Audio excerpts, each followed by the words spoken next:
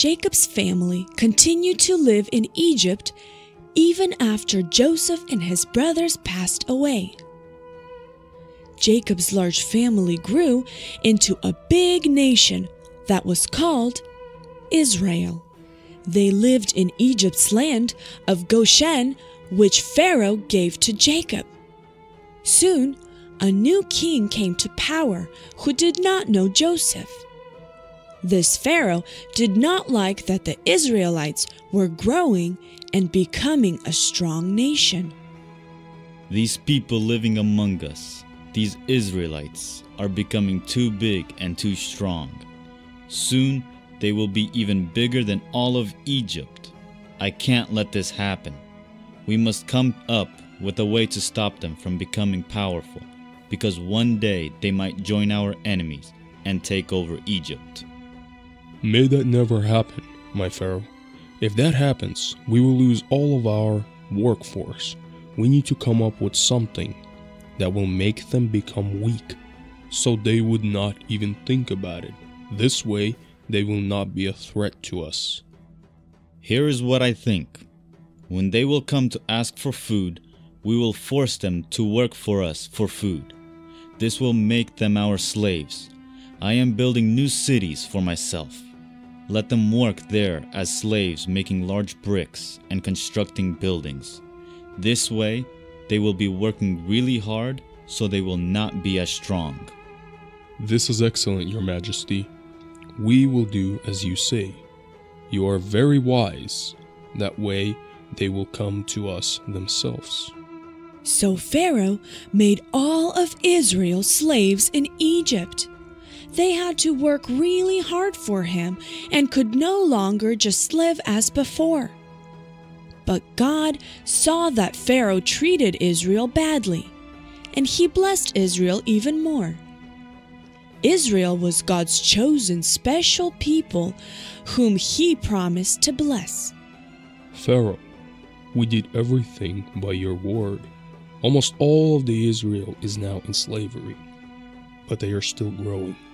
We are forcing them to work from early morning until the night, yet they are getting stronger and mightier.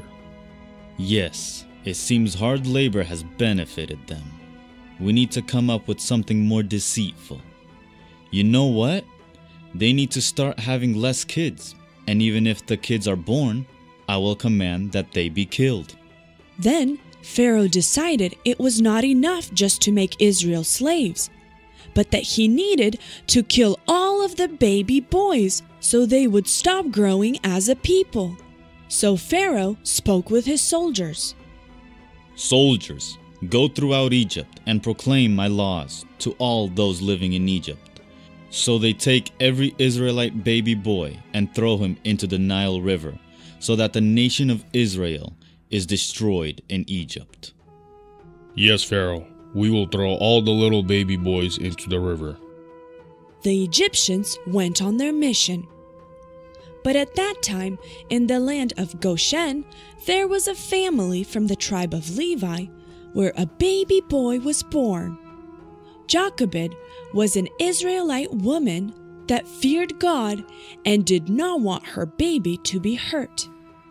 She decided to make a basket with a cover to put her baby in to hide him. Miriam, quickly, bring me the basket I made and the tar. I will smear the tar on the basket to protect it from water. What do you need the basket for, Mom? I will put your baby brother into this basket and place the basket into the bushes in the river to protect him so that no one can find him. I want him to live. Mom, but it's dangerous to leave him into the river. What if something happens to him? We will pray to make sure God protects your baby brother and does not let any harm come to him. When we put him into the basket, why don't you watch over the basket and your brother? Okay, Mom. I'll make sure my brother is safe in the river. Thus, Jochebed placed baby Moses into the basket and placed him into the bushes in the river. Moses' older sister, Miriam, kept watch over Moses in the river. That day, Pharaoh's daughter came to the river with her maids to bathe. Suddenly, the princess saw the basket floating in the bushes. Do you see that? I wonder what it is. Go look and bring me the basket.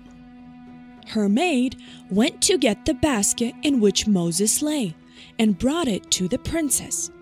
When the princess opened the basket, she found a crying baby. She exclaimed, Can you imagine this? It is a baby boy. It looks like a baby of the Israelite people. I wonder what it is doing here. Someone probably wanted to protect him. Miriam, who was closely watching over baby Moses, saw that the princess took Moses. So she came up to Pharaoh's daughter and said, Excuse me, Your Highness. I know this baby, and there's a lady in town who can take care of him. Would you like me to bring her? Yes, go bring me this woman. Miriam went and brought her mother to Pharaoh's daughter. This girl says that you can care for this baby? Yes, Your Highness, I will gladly care for that baby. All right then. I have decided that he will be my baby and my son, but you can take care of him until he is older. So Moses' mother cared for Moses until he was a little older.